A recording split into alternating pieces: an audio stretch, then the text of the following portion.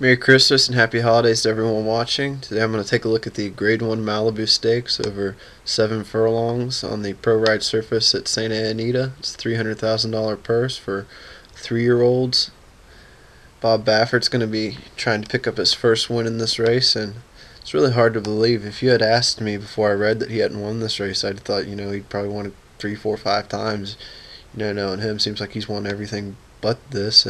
He's going to have a good shot with Misremembered, who enters the race after a second place performance in the Clark Handicap. He just couldn't get by Blame in the late stages of the race there. He'll be wheeling back to 7 furlongs from a mile and an eighth.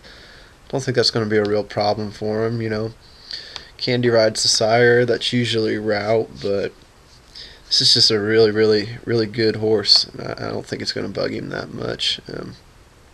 Other interesting entries are M1 Rifle. I think everybody's hopped off the bandwagon for this horse.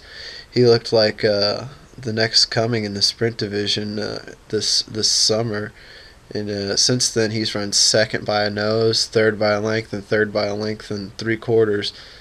Heavily favored in all 3 races, so everybody's going to jump ship this time. Now's the time to bet him, I think, and he's going to be my top pick. He'll be the horse that I'll be betting with Money Mike Smith aboard.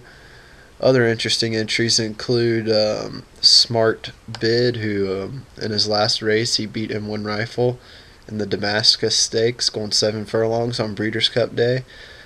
That was Smart Bid's first win at a sprint distance, so I was kind of surprised to see him win that race. He was close to 14-1. Son of Smart Strike's going to need a good pace to run at again here today, and if he brings his best race, he's definitely got more than a shot with Jeremy Rose in the irons. Another horse I like is Join in the Dance. He's probably going to be upwards of 20-1 if I had to guess, or maybe even more than that. Last out he was 9th by 3 in the Breeders' Cup Sprint at 64-1. He really didn't fit in that race. I think the connections are probably just doing it to do it. I can't really blame him. If I had a horse that can get in the Breeders' Cup too, I'd run him even if I knew he's going to be last. So he set the pace in the Kentucky Derby earlier this year before relenting in the stretch. He was second by a neck in the Tampa Bay Derby. If he puts his best foot forward, he can really make some noise in here at a good price. We'll have Kathy Sutherland in the irons for the first time. She's more than capable jockey, and maybe she can get the horse to respond. It's been a long time since he's found the winner's circle. In fact, he hasn't won yet this year. So maybe this is it. Who knows? Going to be a great price if it is. Papa Clem will be coming back for his first race since finishing 7th by 3 lengths in the Del Mar Derby in September. Prior to that, he was 4th in the Haskell and 3rd in the I think that's the Long Branch Stakes. It's abbreviated, I'm not sure. Then he was 6th in the Preakness, 4th in the Derby, and he won the Arkansas Derby, as you probably know, for trainer Gary Studi. I think this is going to be a tough spot for him. He hasn't really done much sprinting in his career, and he's racing off a layoff. He's going to find himself up against it here. Mythical Power just absolutely destroyed the field in the Lone Star Derby last out by more than 7 lengths. He's working up a storm for trainer Bob Baffert, son of Congaree, who was a great miler. Joel Rosario is going to be in the irons. The only thing that bugs me about this horse is he hasn't raced since May, so I think he's going to be a little short. I can't have any of my money on him, especially when I think Baffert's other runner is probably a better horse. So another horse in here, Square Eddie, winner of the Grade 1 Lanes and Breeders' Futurity in 2008 at Keeneland. He's yet to win since then.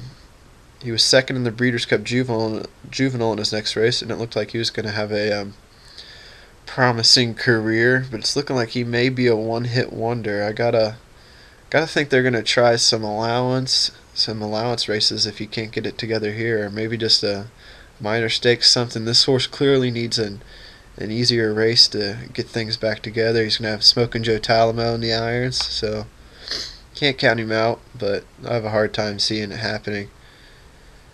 Kinsella, whopping $2.2 million purchase price for Team Valor International and trainer Todd Pletcher.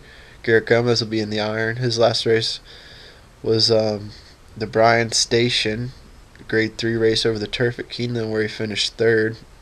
Winner Get Stormy returned to post another victory. Another one, I don't know if 7 furlongs over the pro ride is his best distance, so probably going to cross him off the list, even though he's working well and he looks like a nice horse. I just don't really think this is the best condition for him. So to recap, my top selection is going to be M1 Rifle. I really expect to see him rebound here. He looks like the speed of the speed without a doubt. Mike Smith in the irons, hard to argue with him, you know. He's won just about every race in town. After him, I like Join in the Dance, who I think is going to run real strong at a nice price. I definitely use him on my exotics, and misremembered, you've got to use him on all tickets. So thanks for watching, and good luck. Let's cash some winners in the Malibu Stakes. I had it last year with Bob Blackjack, so let's make it 2 years in a row with M1 Rifle.